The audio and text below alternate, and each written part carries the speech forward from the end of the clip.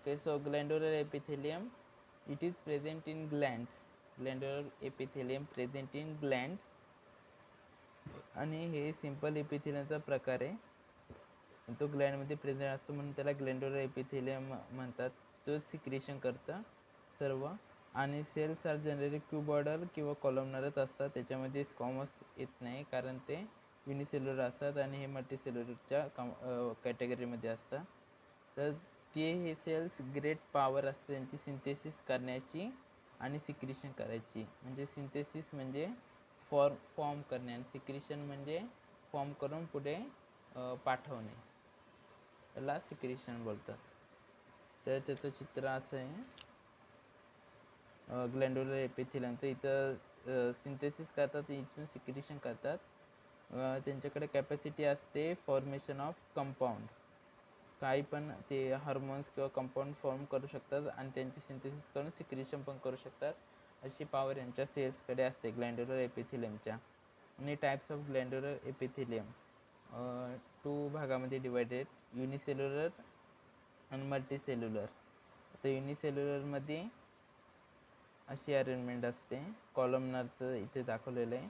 तर ह्यो एक मोठा सेल्स मॉडिफाय होऊन युनिसेल्युलर याच्यामध्ये म्युकस सिक्रेट करत असतो इथून असं. त्या सेल्सला नाव आहे goblet cells and mucus secrete करतो. अँड हे सिंपल कॉलमनर एपिथेलियमचं पिक्चर आहे.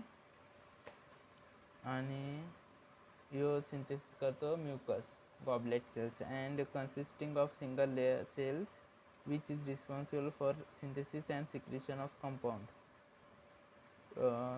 युनिसेल्युलर ग्लँडमध्ये असे सिंगल सेल्स प्रेझेंट असतात की रिस्पॉन्सिबल असतात सिंथेसिस आणि secretion of compounds.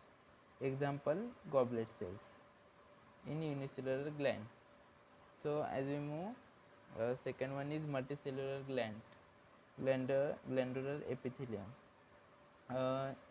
This picture like this, many cells secrete hormones and they collectively transport in from here. It is hormones or any fluid of the body. This secretes glands consist त्याच्यामध्ये खूप सारे responsible असं synthesis करण्यासाठी. त्याच्यामुळे इथे जास्त synthesis होते. इथे एकच सेल मॉडिफाय झालेला असतो. त्यामुळे हे युनिसेल्युलर असतं आणि हे मल्टीसेल्युलर. खूप सारे सेल्स सिक्रेट करतात. याच्यामध्ये खूप सारे एक्झाम्पल येतात just like salivary gland, mammary gland, sweat gland, thyroid gland and sebaceous gland. हे सगळे सिक्रेट करतात ह्या टाईपने मल्टीसेल्युलर याच्यामध्ये.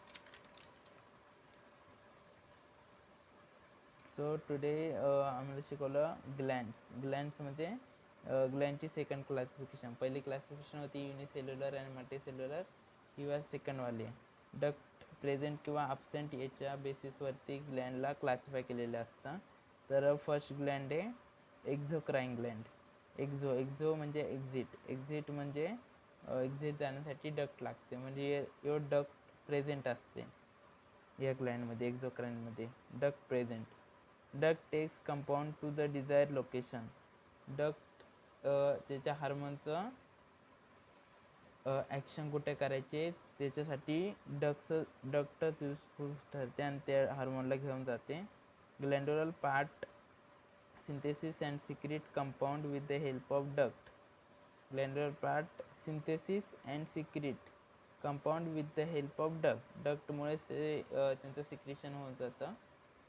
एक्झाम्पल आहे त्याचं liver, sweat gland, salivary gland, mammary gland etcetera. याच्यामध्ये डक्ट इम्पॉर्टंट असते. ते सिक्रेट करतं oil, milk, mucus, digestive enzyme, earwax, sweat, saliva etcetera. ते सिक्रेट करतं. जी डायग्राम अशी असते. हे 2 पार्ट असतात. त्याच्यामध्ये एक glandular part and second one is duct part असतं ट्रान्सपोर्टसाठी, सिंथेसिस, आणि एकाचं सिक्रेशन करतं. Okay, so second one is endocrine gland. Endo means endo, this ductless gland. याच्यामध्ये कोणतेही डक्ट प्रेझेंट नसते आणि याच्यामध्ये पण सिंथेसिस होतं आणि सिक्रेट पण होतं. पण ते हार्मोन सिक्रेट होतं डायरेक्ट ब्लडमध्ये असं असतं. आणि this gland is a hormone surrounding fluid, त्याच्या बाजूला एक सराउंडिंग फ्लुइड असतं, त्याच्यामध्ये तो त्याचं हार्मोन सिक्रेट करतं आणि मग ते हार्मोन सिक्रेट ब्लड कॅपिलरीमध्ये करतं असं.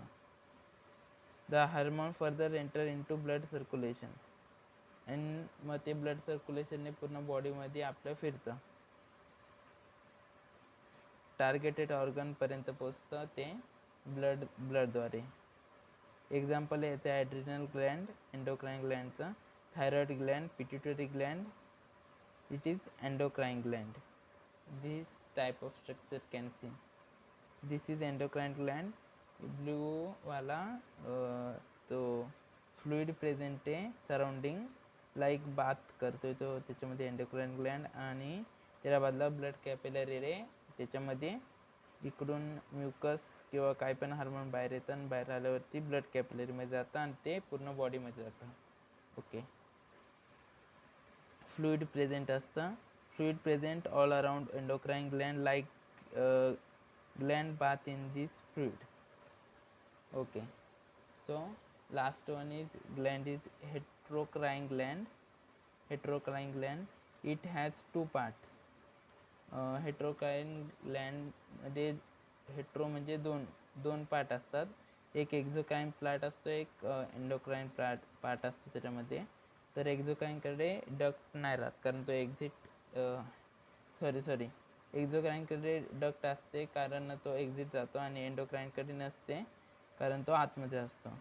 तर याच्यामध्ये एक्झोक्राइन पार्टकडे डक्ट असते आणि एंडोक्राइनकडे नसते. तर त्याचं एक इम्पॉर्टंट एक्झाम्पल आहे पँक्रियाज. हे नीट 2024ला आलं होतं आणि रिपीटेड प्रश्न आहे पँक्रियाजवरचा. तर पँक्रियाजमध्ये दोन असतात, हेट्रोक्राइन ग्लँड. फर्स्ट इज असायनी आणि सेकंड इज आयलेट ऑफ लँगरहन्स. असायनी 99% असतो, आयलेट असतो 1%. असायनीमध्ये पँक्रियाटिक ज्यूस फॉर्म होतं, डायजेशनसाठी हेल्प करतो. यो एक एक्झोक्राइन ग्लँड आहे म्हणजे याच्या डक्ट प्रेझेंट आहे. आणि आयलेट ऑफ लँगरहन्स 1% असतो, स्मॉल पार्ट असतो आणि तो एंडोक्राइन असतो, त्याच्यामध्ये डक्ट प्रेझेंट नाही राहत, आयलेट ऑफ लँगरहन्स. आणि तो हार्मोन बनवतो इन्सुलिन अँड ग्लुकॅगॉन, हे इम्पॉर्टंट आहे. अँड आणि अजून एक एक्झाम्पल आहे टेस्टिस. तो पण एक हार्मोन बनवतो, टेस्टोस्टेरॉन, आणि एक स्पर्म बनवणारा असतो. तर हार्मोन बनवतो तो हार्मोन्स यो बनवतो एंडोक्राइन, अँड एक्झोक्राइन बनवतो sperms because they have ducts. And same as like ovum बनवतो आणि इस्ट्रोजन. आता हार्मोन बनवतो तो कोण, त्याच्याकडे डक्ट नाही राहत, तो हार्मोन बनवतो म्हणजे endocrine gland. Okay, this picture is like this.